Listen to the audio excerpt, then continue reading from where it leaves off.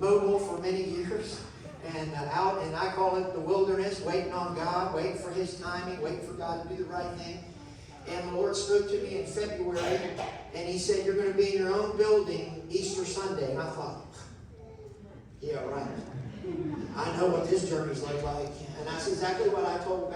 First I cried, and I thanked God. And then after about 30 minutes, I thought, well, did I really hear from God? I was terrified to tell anybody. I told Holly.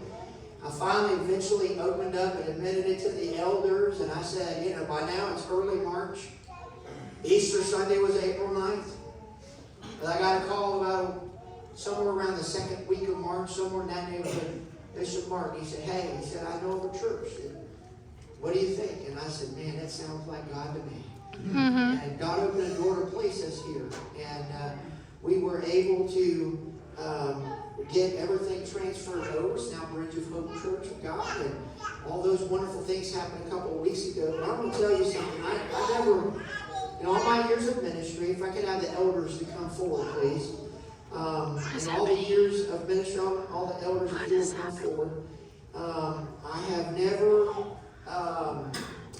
I've never seen or experienced this. In fact, I talked to one elder this morning, and he said, yeah, I've heard about it. I've seen it on video, but I've never done it, never seen it. I never really thought, if you'd have told me where we're at a year ago, now, I would have probably not believed you.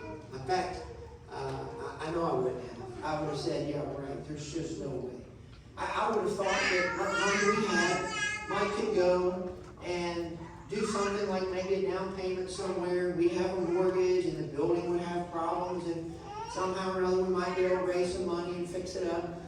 And in November of last year, I was at Larry Stockstill's church in Baton Rouge, and a lady that I don't even know came up to me, and she had fire in her eyes, and she said, the Lord said you're about to have a Red Sea experience. And everything you've been praying for, God's about to make it happen.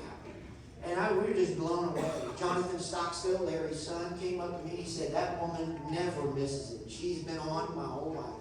She's dead on.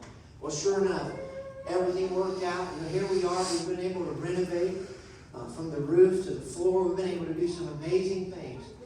But I never thought I'd be able to stay here and tell you. It's 25 years of ministry. I've never experienced it.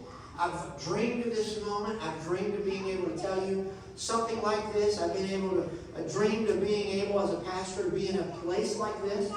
But I stand before you and I wanted you to celebrate something real big. It's a once in a lifetime type opportunity. And that is I'm passing out to all the elders basically copies of our mortgage that was completely and totally paid off this week.